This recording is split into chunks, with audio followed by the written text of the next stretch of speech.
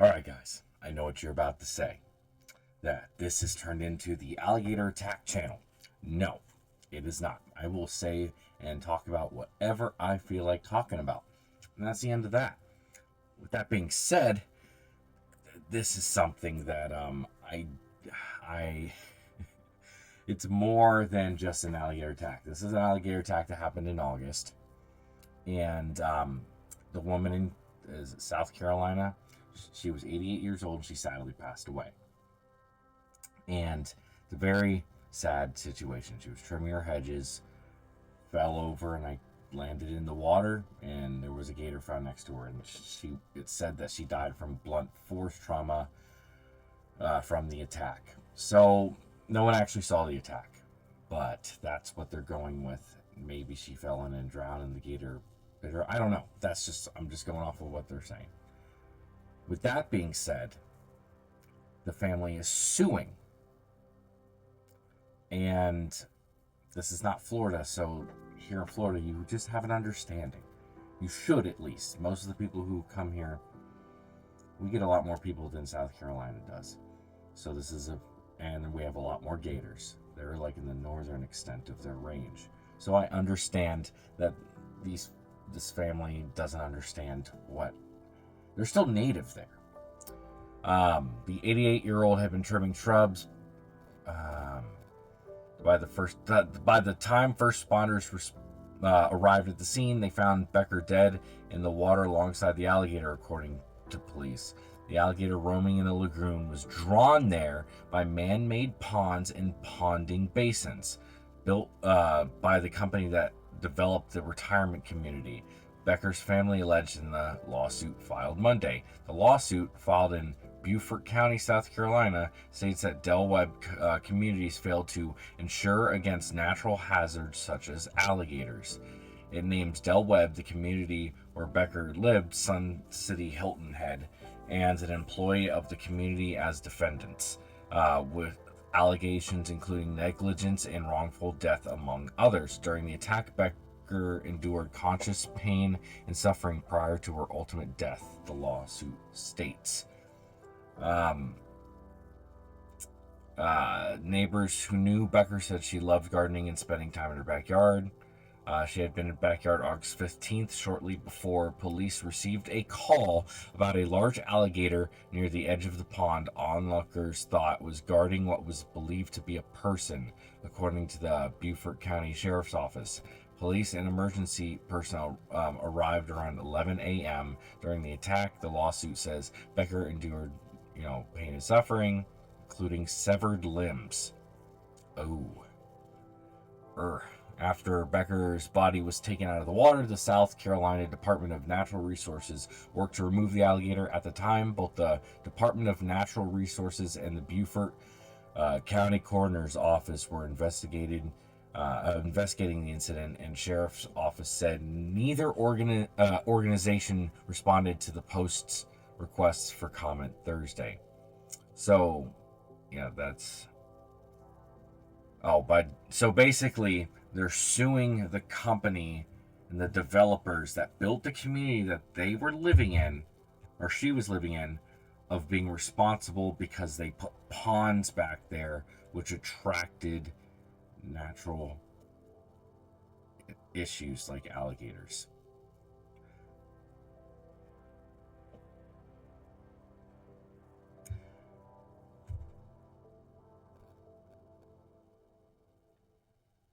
Am I being dramatic here, or am I like that? That doesn't make any sense. So, if she fell in the water and drowned, there was no alligator in there. If she fell in the water and drowned, and the coroner ruled that she had drowned, and there was no alligator involved, would they still be suing this company because she drowned in the lake? Or is it only because there's an alligator there? At that point, like, you could walk out in the middle of the road and get hit by a car, and the companies that put that out there, a road out there, would say that you allowed, dangerous things to be near my mother, whatever. I don't know. I don't think If a tree falls on you during a storm and you live in this community, could you say that you were endangered because there was a tree? Like, I don't know, it just seems odd. Like, there's not much behind it. Alligators are native to South Carolina. If people here in Florida have a hard time remembering how Florida is, I'm sure there are people who are not expecting an alligator to kill somebody in South Carolina. But, like, what do you expect? Like, they live there. That's what I don't get. There's no personal responsibility. It's always got to be somebody else's fault. I feel terrible that this woman died. I feel bad for the family, but that doesn't mean you have a lawsuit like that. It was an 88-year-old woman, and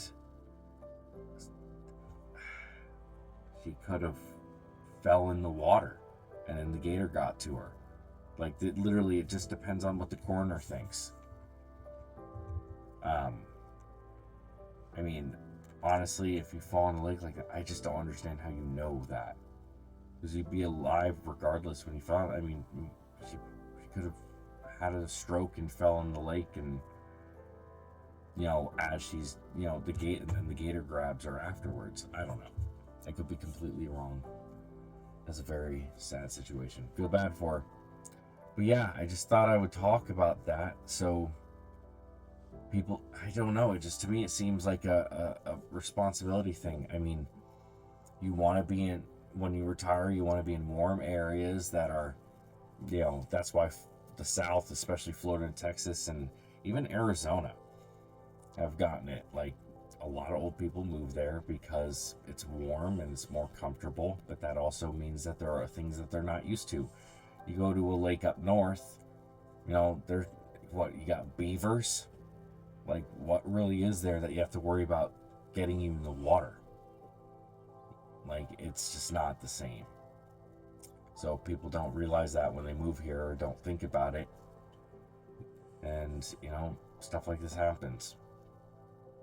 But anyway, so I got a couple things that I wanted to talk about. One, this is going to be the first, or excuse me, this is going to be the last video I do in this room. This is just a room I've been renting from a friend of my fiance's, and because we bought an RV, 34-foot Catalina something or other. Anyway, it's an A class, and we're going to be living in that and traveling and making videos, and that's been the goal for the past few months. So if I'm not always consistently uploading, it's because, like, I've been working a lot. I drive Uber part-time, and I just started doing this, like, making videos full-time the other month. So it's been, you know, shorts kind of keep that going. A lot of you guys came from shorts. You know, that's where I started, was on TikTok.